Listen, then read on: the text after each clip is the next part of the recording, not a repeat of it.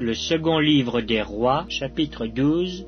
La 7e année de Jéhu, Joas devint roi, et il régna 40 ans à Jérusalem. Sa mère s'appelait Tsibja de Beer-Shéba. Joas fit ce qui est droit aux yeux de l'Éternel tout le temps qu'il suivit les directions du sacrificateur Jéhojada. Seulement les hauts lieux ne disparurent point. Le peuple offrait encore des sacrifices et des parfums sur les hauts lieux. Joas dit au sacrificateur: tout l'argent consacré qu'on apporte dans la maison de l'Éternel, l'argent ayant cours, savoir l'argent pour le rachat des personnes, d'après l'estimation qui en est faite, et tout l'argent qu'il vient au cœur de quelqu'un d'apporter à la maison de l'Éternel, que les sacrificateurs le prennent chacun de la part des gens de sa connaissance, et qu'ils l'emploient à réparer la maison, partout où il se trouvera quelque chose à réparer. Mais il arriva que, la 23e année du roi Joas, les sacrificateurs n'avaient point réparé ce qui était à réparer à la maison. Le roi Joas appela le sacrificateur Jéhojada et les autres sacrificateurs, et leur dit: pourquoi n'avez-vous pas réparé ce qui est à réparer à la maison? Maintenant, vous ne prendrez plus l'argent de vos connaissances, mais vous le livrerez pour les réparations de la maison. Les sacrificateurs convinrent de ne pas prendre l'argent du peuple et de n'être pas chargés des réparations de la maison. Alors le sacrificateur Jéhojada prit un coffre,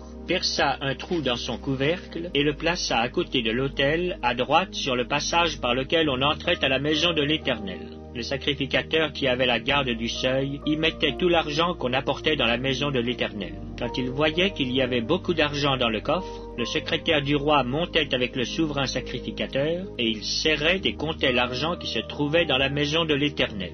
Il remettait l'argent pesé entre les mains de ceux qui étaient chargés de faire exécuter l'ouvrage dans la maison de l'Éternel. Et l'on employait cet argent pour les charpentiers et pour les ouvriers qui travaillaient à la maison de l'Éternel, pour les maçons et les tailleurs de pierre, pour les achats de bois et de pierres de taille nécessaires aux réparations de la maison de l'Éternel, et pour toutes les dépenses concernant les réparations de la maison. Mais avec l'argent qu'on apportait dans la maison de l'Éternel, on ne fit pour la maison de l'Éternel ni bassin d'argent, ni couteau, ni coupe, ni trompette, ni aucun ustensile d'or ou d'argent. On le donnait à ceux qui faisaient l'ouvrage, afin qu'ils l'employassent à réparer la maison de l'Éternel. On ne demandait pas de compte aux hommes entre les mains desquels on remettait l'argent pour qu'ils le donnassent à ceux qui faisaient l'ouvrage, car ils agissaient avec probité. L'argent des sacrifices de culpabilité et des sacrifices d'expiation n'était point apporté dans la maison de l'Éternel, il était pour les sacrificateurs. Alors Hazaël, roi de Syrie, monta et se battit contre Gath, dont il s'empara.